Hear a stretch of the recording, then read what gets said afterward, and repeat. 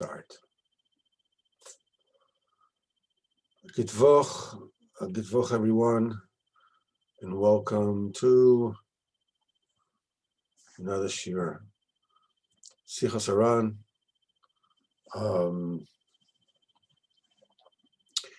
I have sort of like skipped Sicha again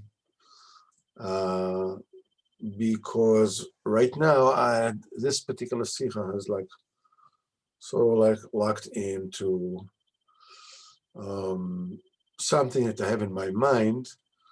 So I figured I might as well take something which is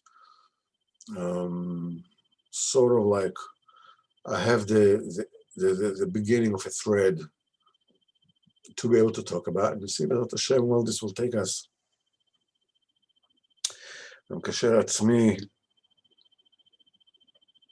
בשיעור הזה לכל הצדיקים האמיתיים שבדורנו, כל הצדיקים האמיתיים שוכני אף הקדושים אשר בארץ עמם. כבוד רבינו הקדוש צדיק יסוד עולם נחל, רבינו כל חוכמה, רבינו נחם בן פייגה, משה רבינו עליו השלום, Sichos, so reverberating, those of the tzaddik 3 days before, 3 days after. B'ezrat Hashem, connecting myself obviously to everybody which is here and will be coming here with Hashem tonight. And I'm asking HaKadosh Baruch Hu, B'ezrat Hashem, Ribono Shel Olam, should have, Diburim Chaim Kayesh, so the koyach of the tzaddik, B'ezrat Hashem, bring down Diburim that will enable us to come to Abchinas Eretz Yisrael, which means going from one madrega to the next in our avodah. So, B'ezrat Hashem, without further ado, I will put up the Sicha. Just 1 second. This is not how you do it. This is what I'm supposed to do. I sent you in an email. I sent you the Sichos. I believe I did. I hope I did. Anyhow. All right. So here we go.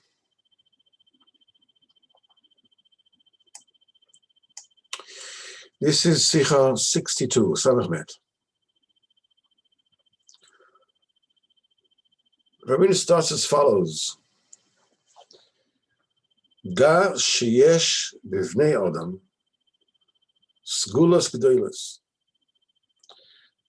People have tremendous abilities, unknown, secret abilities. Ki yacholim lifal adem machshavtam, because people can actually draw in and make things happen. Whatever it is they're thinking. Even they can make things expensive. When it says, the things are very expensive. It comes from the thought of people.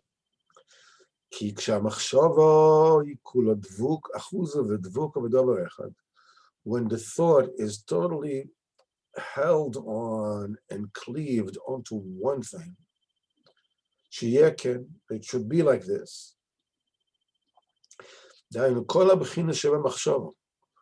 All the various aspects that there are in the thought. The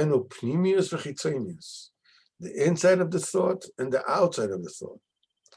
And all the other aspects, whatever it is, ad and kudo, to the very core of the thought.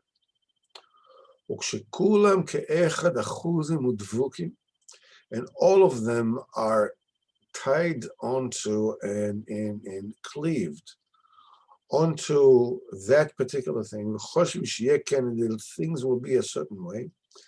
Without any confusion, without swaying back and forth. Onto another thought.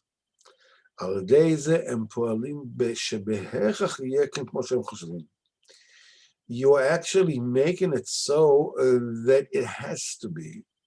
It's inevitable. That'll be the way you think. וגם שהמחשבה תהיה בפרטי פרטיוס. In other words, it's not enough that you'll think generally, what I want it to be, and really want it to be that way, but the thought should be בפרטי פרטיוס with all the smallest details. לא בדרך כלל, not generally, okay, I would like things to be this way. I'm going to be rich. I'm going to learn a lot. I'm going to have shlom bayis. Whatever. It's not, it has to be something very, very particular.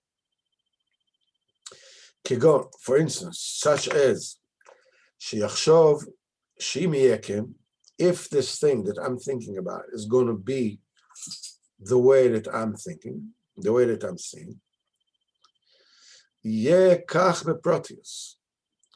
Like, in other words, it's not that the way that the person thinks, if it's going to be like this in this particular detail. אבל כשחושב בדרך כלל, but when a person thinks, generally, ובחינס גול מקלים, this is an unfinished product, literally. יכול לטעות, and you can make a mistake. כמו שתו נבט, like Nevat, who is the father of Yerovam ben Nevat, who is the king of Israel, that's starting about being a huge tzaddik, ended up being the euphemism for somebody who sins and make others sin as well. So his father thought that he was going to be king because he saw that fire comes out from his bris kodesh. And so we learned in Rabbi mentions this in Torah Dalet, that man malchi rabbonon, that akod v'rika all my speech is like fire. That's when the Dibur Kadosh Baruch Hu comes. So the fire is the malchus, man malchi rabbonon. So Nevat made a mistake. He said that the fire comes out of him. So he thought that he himself is going to be a king, but he didn't realize that is somebody who's going to come out of him. He is the one who's going to be the king. And Rabbeinu says there is a very practical application for this. It's very helpful in everything has to do according, to learning. If a person's thought is going to be very resolute, very, 100%, this is what I'm doing. It's bevada going to bring about the things will be that way.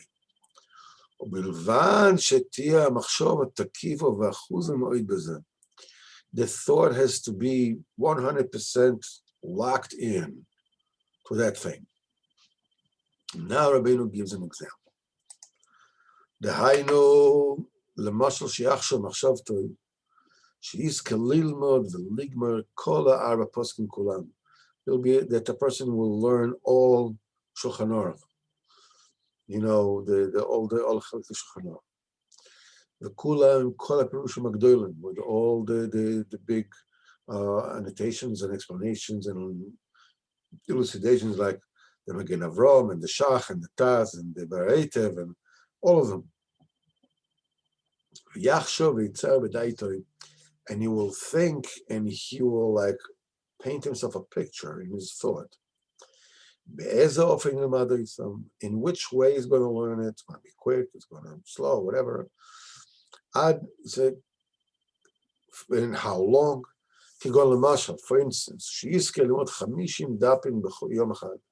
that he will learn 5 pages of Shulchan Aruch on one day. That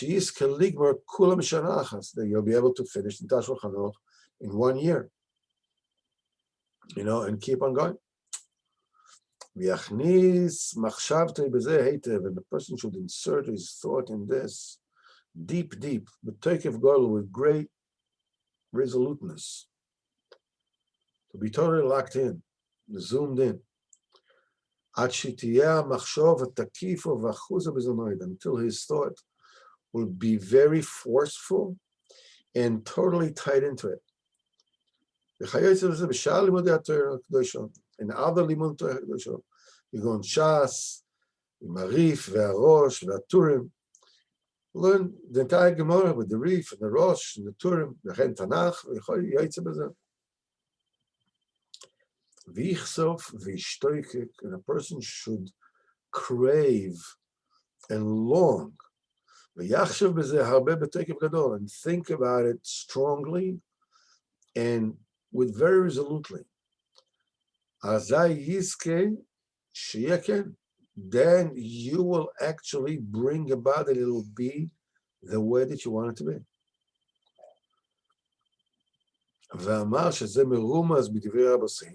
that this is hinted to, this is alluded to, in what Chazal said in Masechet Sanhedrin, that the thought is helpful even to Divrei Torah. Moelis mamash is helpful, mamash helpful. But it says, in order to mesayeh lezeh, afilu divrei Torah, you can actually get into learning Torah if you keep on hanging it in your mind and thinking from every aspect how it's going to be, how you're going to learn, what you're going to learn, how you're going to get into it, and so forth and so on. Even though Rashi there explained it in a different manner, still, this is what reality is about. And Rabbeinu did not continue to explain it more. And both ways, what Rashi says, Rabbeinu says, are both applicable. This is an extremely important nakuda to bear in mind. You see,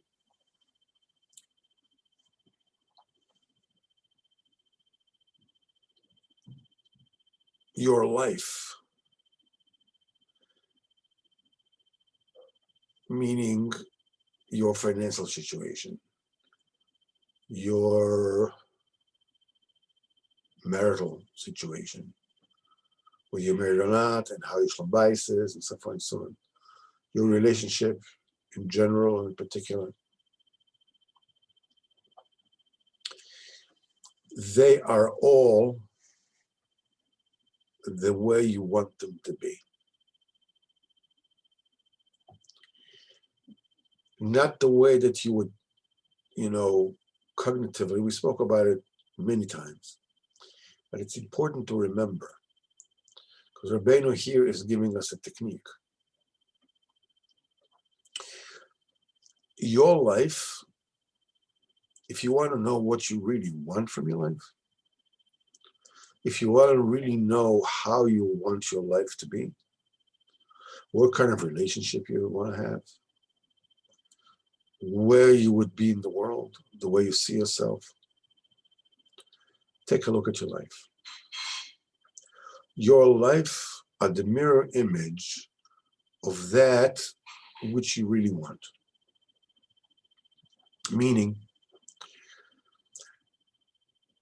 there is the cognitive level of the way that you would imagine that you would have liked your life to be like. I want to learn, 12, 15 hours a day. I want to daven with all the koiches, and I want to have his dos for at least an hour or two every day.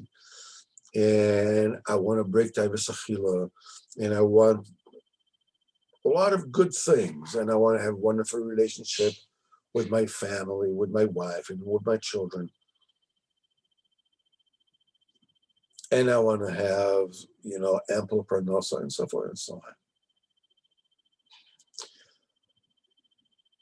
on. But you're really kidding yourself.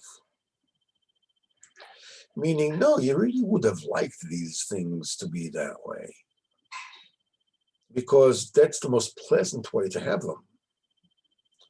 That's the easiest way to have them.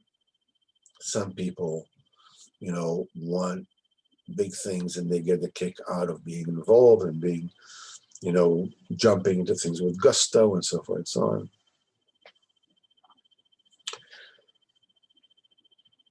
But basically, the way that we imagine we would like our lives to be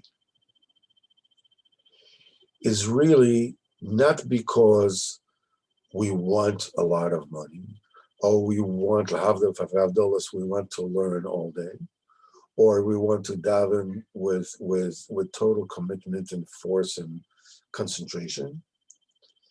But basically, we know that this is what you should be, and this is what should be. So, we sort of like wistfully wish for things to be that way. But as Rabbeinu says, the machshava have other levels, inner levels, deeper levels. And those levels, my head is totally somewhere else.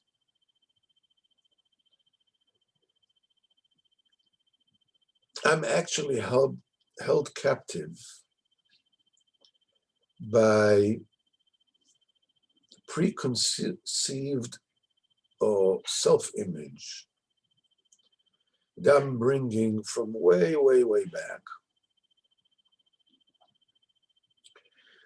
It could be the way, it's not could be, it's a way that I interpreted, who I am, which was called nature, your predisposition, and the way that you interpreted the stimuli from the people around you, your parents, your schooling, whatever it is. And this is how you can have two siblings growing up with the same parents.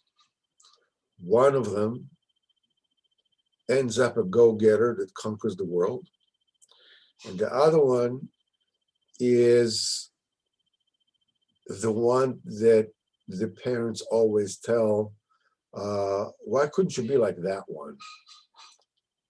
And the one that they're both getting the same kind of environment. One of them takes it as a challenge, and the other one takes it as a dictum and a decree. From you, nothing will ever come out. Forget about it.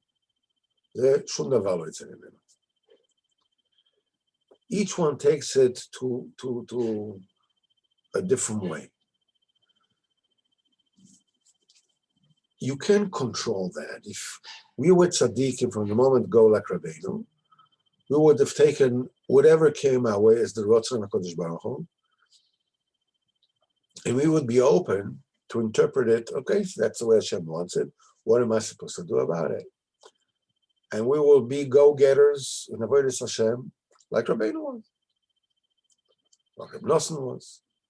Each one according to how obsessed he is with whatever it is that he's zoomed in and focused on. Okay, but we're here. We're not at age 3 or 5 or 7. What do we do? What do we do about it? The answer is, again, I've said it many times before, you need to zoom in onto what it is, as Rabbeinu says here, that you really want, and you have to make it alive. The Noam Melech says on the pasuk, "Vani betzedek echazeh panecha," and I, in just, will view your face, אני בצדק הזה פניך, אשבעה בהקיץ תמונתך, I will be satiated in full cognition of your image, ריבונו של עולם. So the Melech is basically saying the same thing, only much shorter and more cryptic. He's saying that in order for a person to be able to receive Tmunas Hashem, to live in the, with total recognition and cognition of the Malchus of Kodesh Baruch Hu, he says, first of all, he has to build it up in his mind, like a machazeh, like a play, like a vision, like you envision in your mind how it is that you're serving Kodesh Baruch Hu and you're learning Torah and you're building this whole picture in your mind and you're zooming into it. That will bring about to I will be filled, I will be satiated, in real life, in reality, with your picture. Because, first of all, you long for it. You picture it in your mind. The first thing that you need to do, obviously, is if at all possible, to stop kidding yourself. What do I mean, stop kidding yourself? We are living in a loop. We think that we want something. We want to live a certain way. But we don't really. So, as a result, we're taking a look at the way we're living. We're saying, I didn't bargain for that. That's not what I want. So who is disturbing me? Who is holding me back? I want to live a life that is fulfilled. I want to live a life that is full of energy and oomph and whatever, and self-worth and pride and joy and whatever. And all I need to do is just come home. And my wife will ask me, where have you been? And there's a pin goes into my balloon. All the air comes out. What happened? Well, maybe because your wife has the ability to ask a question and there's already a blame in it. It's just like, where have you been? No, where have you been? I don't know. Do you know that? Have you ever heard that before?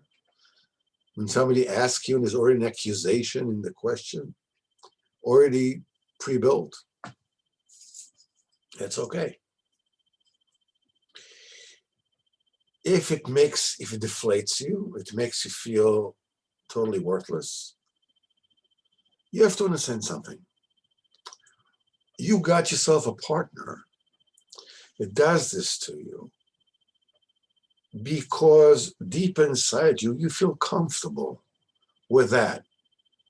You harbored a suspicion between you and yourself that you're going to botch it. You're going to botch it. You are in a habit, you were told, or you got somehow convinced that whatever it is you're going to do is wrong. Somehow you will find out you're totally off the track. You're completely off the reservation. It's going to end up in tears. It doesn't matter whatever it is, it's going to end up in tears. It's not going to end up well. and you were accused, and you were this, and at least that's the way that you perceived it. It doesn't matter whether you really were or you weren't. But these things, specifically when you grow up, they become a loop. Maybe you had somebody in your life who was accusatory, was suspicious, or very controlling, and you felt guilty, and that got them even more, and then you're guilty, and you got even more, and at the end, like you're living off rejection. Okay? So what did you do? You went ahead and you took a wife that will continue that. What do you mean? I'm not continue that? Why would I want that? That's the thing I hated most about my childhood. Yes, you hated it most, but it fit the way that you are, that's the way that you feel about yourself. This is how you're comfortable.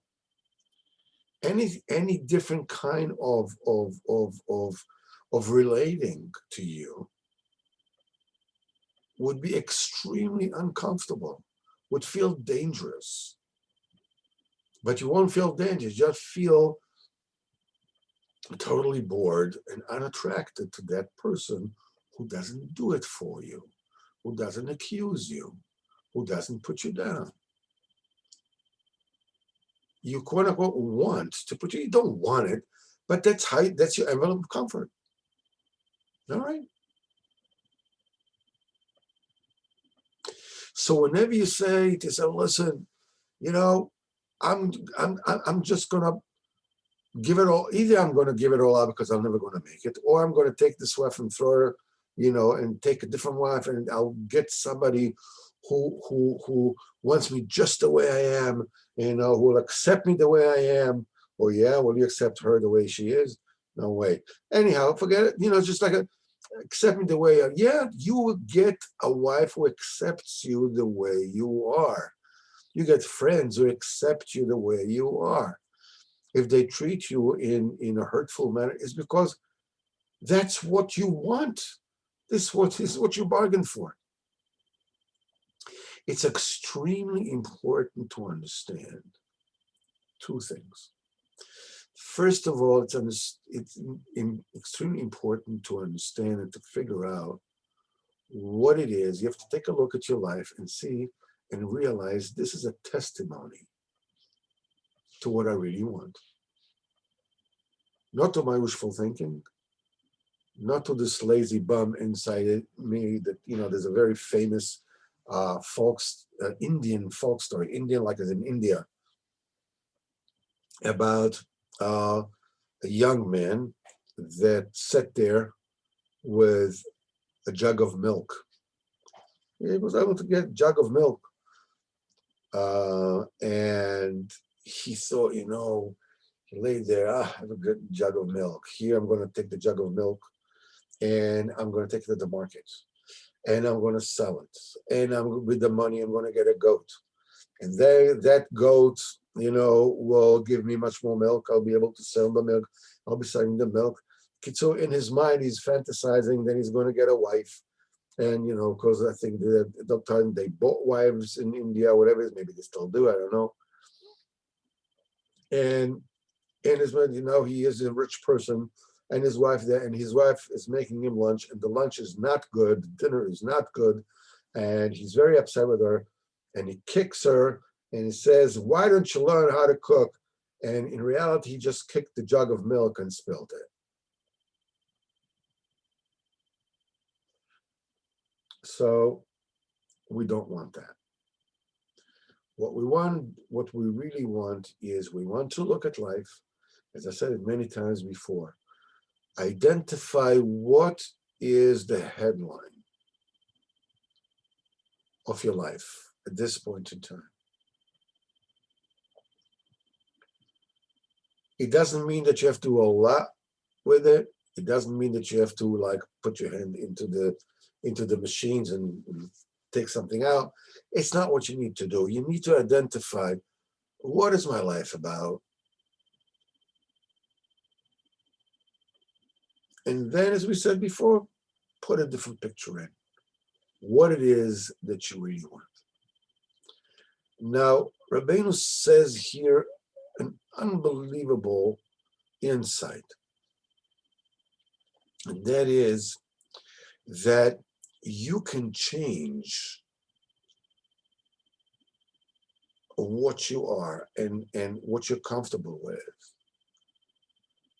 by wanting it, by concentrating on it.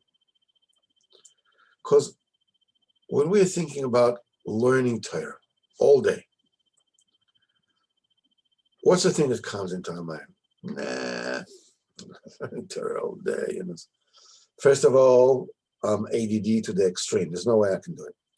Secondly, well, man, I need to make money, or whatever it is, or I'm addicted to the computer, or whatever it is that it might be. It starts with a thought. It starts with a volition. It starts with longing. It starts, this is what I want. Now, the thing is, we have spoken about many times about the fact that you can build it on and on and on. In other words, you don't have to be 100% there from the moment go. Man, I want to sit down. I want to wake up every morning. I want to wake up for seeking. I want to daven b'chol hakochos. I want to learn Torah 15 hours a day. I want to break Taivas Achila. I want to, just speak the truth. And I want to be a Shemaim. I want to have Mus Chachomin. And I want to stop my eyes from seeing bad. Everything at once. Because then you'll see you want it. The next day you don't want it. And you want it and you don't want it. The point is that wanting is one thing, davening for it is a part of the process. But you have to start by saying, I want this. You will have thoughts that will come in. You will have disturbances coming in. You'll have, do I really want to? I don't want to. Look, I came to doing it. I said, listen, I really want to daven, like I mentioned, everything. And then when I actually put on the film and stood up in the morning to daven, it wasn't even close, and I didn't even feel like doing it. I thought, it's okay. It has to go through that process. It has to go through that process. You have to understand, when you stand up to daven, you're not alone.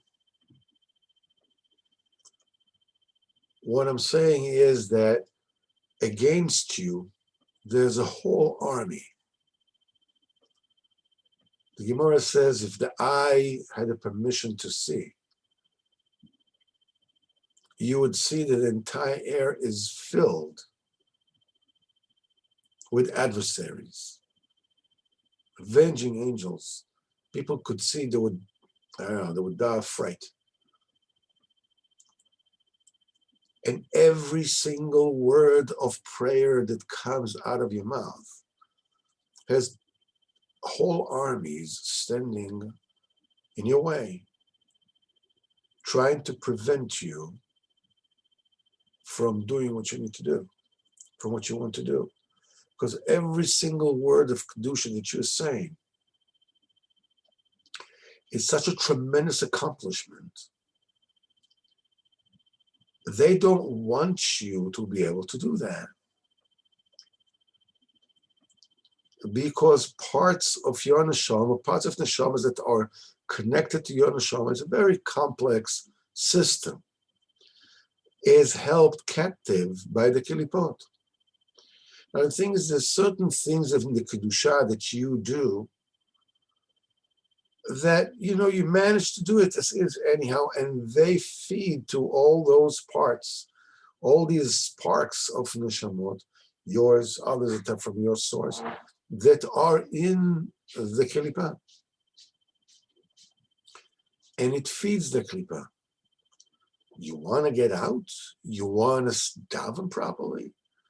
Whoa, that means that you're going to extricate those parts, those nitzitzos de kedusha from the kelipot.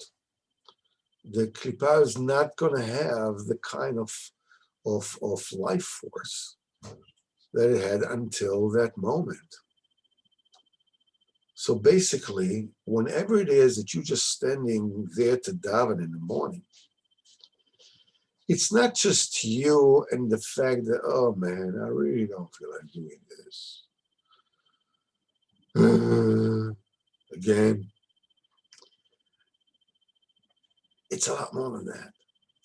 You have an extremely desperate adversary standing in your way. Extremely so.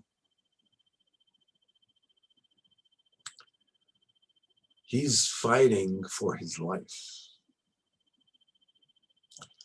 So that already explains to you that it's a very big thing.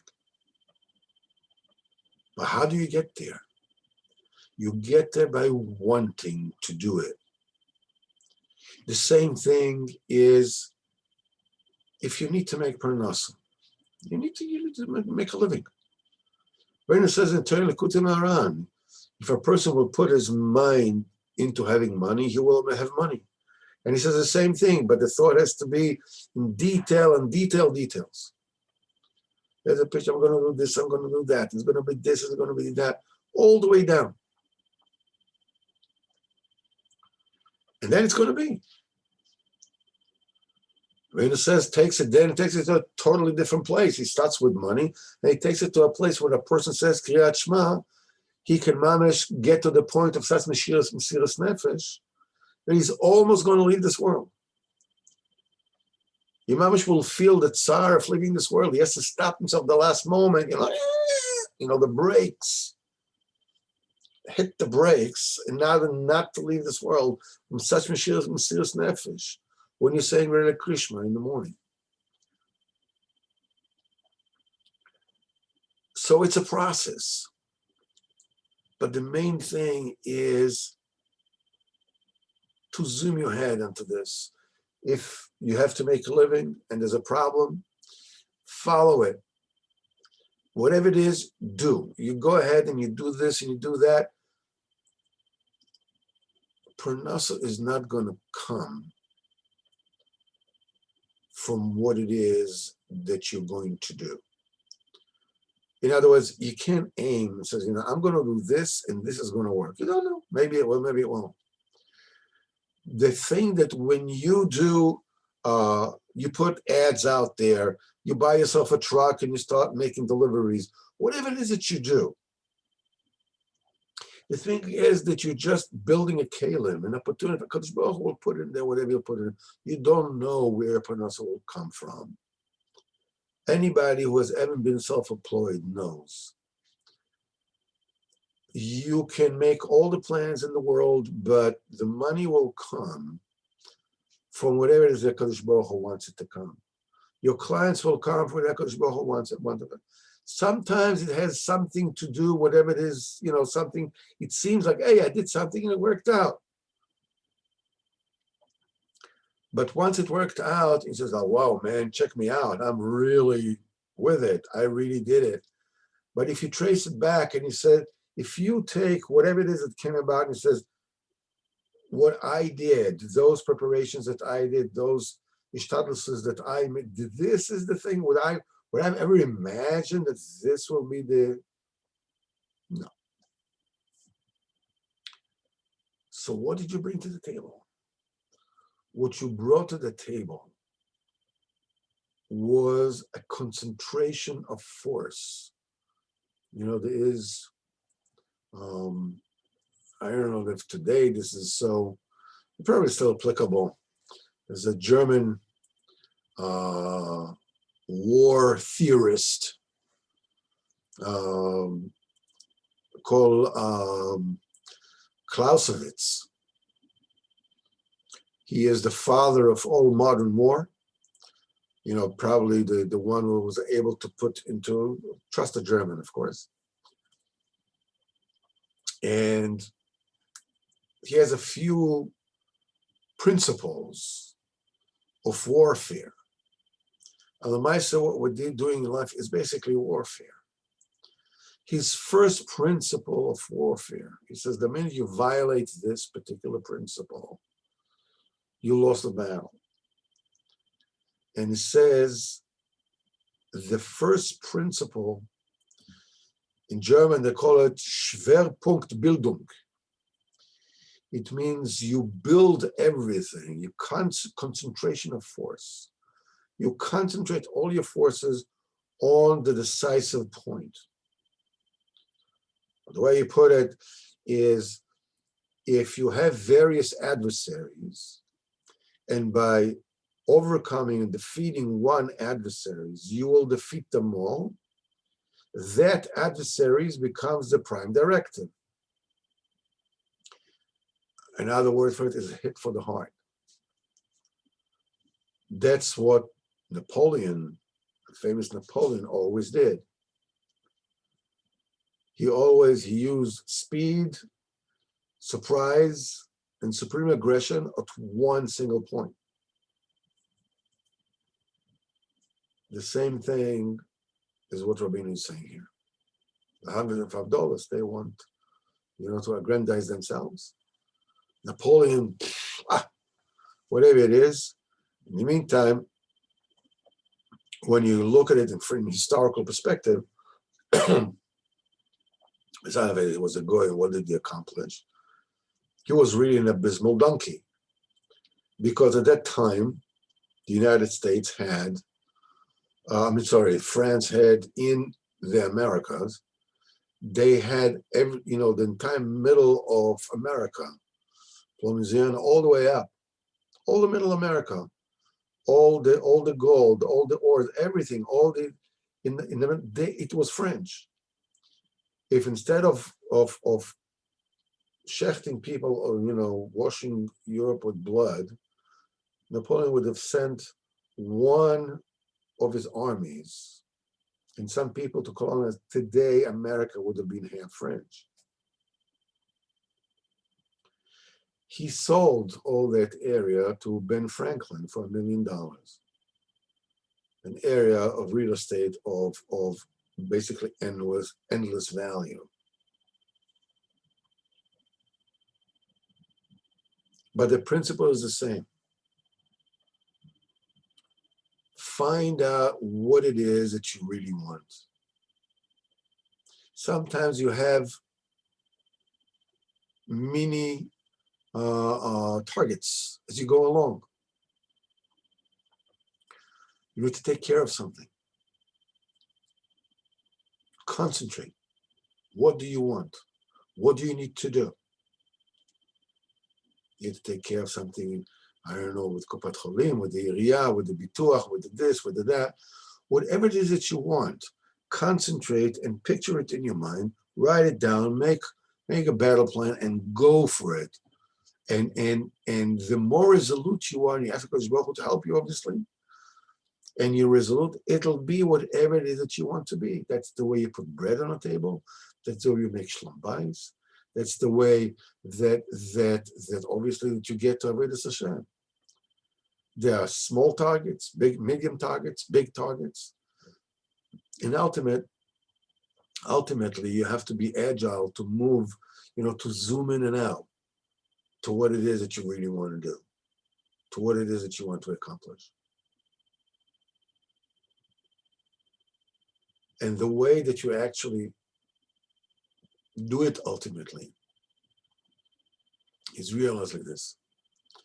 My life right now, that life that I'm so happy about, it's exactly the way I want it to be. And it's not stam. When you feel forgotten and lost and left behind, that's Amalek. This is what you need to annihilate. Your life is purposeful. That thing that you don't know, that's the way HaKadosh Baruch Hu wants it to be right now. Don't worry about it. But it doesn't mean you have to stay there.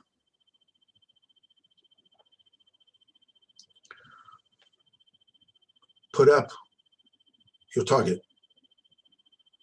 Think, what is your tachlis?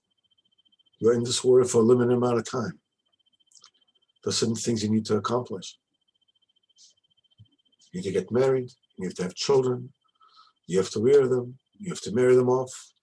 You have to get along with your wife. You have to make her happy. It's part of your Avodas Hashem. She's the Shekhinah. and so forth and so on.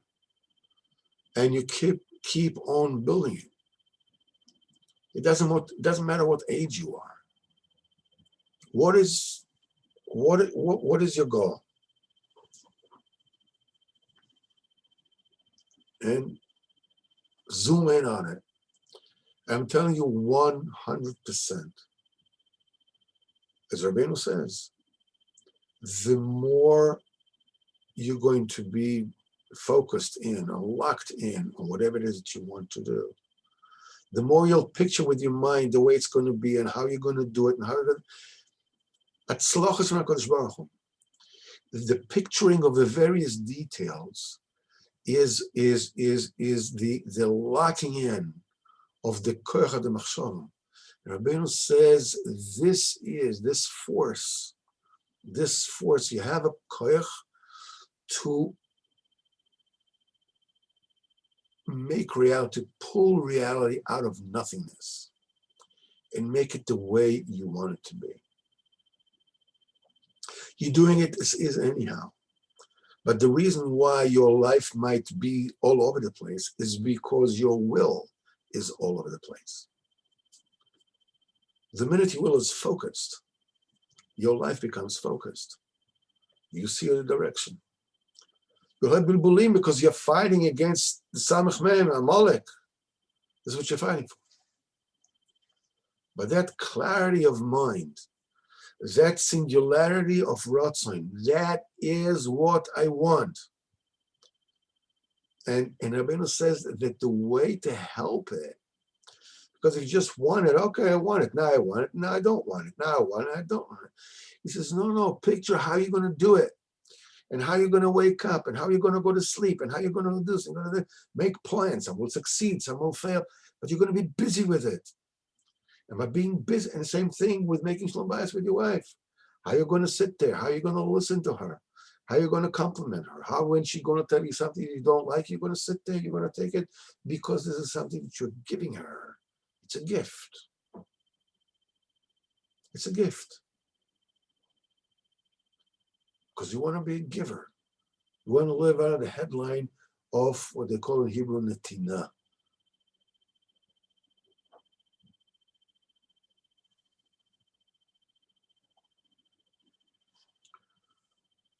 This is an excellent sicha for Chodesh Adar in pre-Purim. You have to think about what was Mordechai Tzaddik. Mordechai Tzaddik, his focus on, you have to understand, the Yetzer Hara wants, Amalek wants the people, just lean back, be comfortable. Don't worry about this. It's okay, you're basically all right. Don't make a big shtick out of this. The answer is, Mordechai knew that before, in order for a miracle to occur, there has to be a crisis. He had to provoke a crisis. The people, Amalek just call the people, call them to a banquet, V'achashverosh, eat, amazing foods and drink amazing wines and just enjoy yourself and everything. Life is good. But Mordechai knew that there's a Geula. Everybody knew that the Geula was supposed to be 70 years. Everybody counted.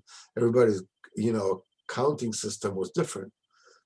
But the only one who really knew exactly that when the Geula is actually coming were two people, is Mordechai and Haman. These are the two people who knew the Geula is coming. Amalek wanted to lull everybody into their comfort zone. Lean back, everything's good, life is good, no problem. I think I'm going to buy myself a sous vide machine, a sous vide runner, and a vacuum machine. And then I'm going to put, I'm going to take an entrecôte, like an inch and a half thick. Maybe I'm going to sear it before I put it vacuum. So afterwards, because you have to sear it afterwards also, so it's easier to sear it later. We have professional cook here as well. You can tell us, right? You have to, if you sear it before and then you put it at 135 degrees, Fahrenheit, and you put it for about an hour, still in the water, and it comes out, cooked perfectly from beginning to end. Everything will be unbelievable. Life is good. Mordechai knew you have to provoke a crisis, because without a crisis, you don't get a miracle. When you take a look at any successful person on earth in any area, that's a person that reached epiphany because he was willing to go through the pitfall and the crisis that must come before the epiphany. I don't want no crisis, leave me alone. I want to live a good life. I want to live a cushy life. Yeah, but the problem is that the clock is ticking. There really, really is an Olam Haba. Life is passing. That's it. It's going on. As we speak, life is going on. Every single moment is another grain of sand coming down between your fingers, slipping between your fingers. That's it. This is it. Nothing else. Do yourself a favor. When you're sit before Kodesh Baruch Hu, try to concentrate. If you can't, just take a piece of paper. It also says this is Doch a show a little bit. Wait until Kodesh Baruch Hu gives you the dibur, seder.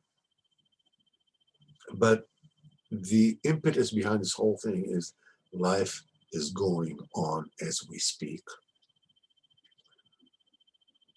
So something needs to be done about it. You don't want to be wishy-washy about it. There's a lot of work to do. Be ambitious. Ambition, Rabbeinu says, concentration of force, concentration of your mind, the force of your mind. How you're going to learn. Chavdusas you're going to learn. This is you're going to do it this way. This you're going to learn it that way.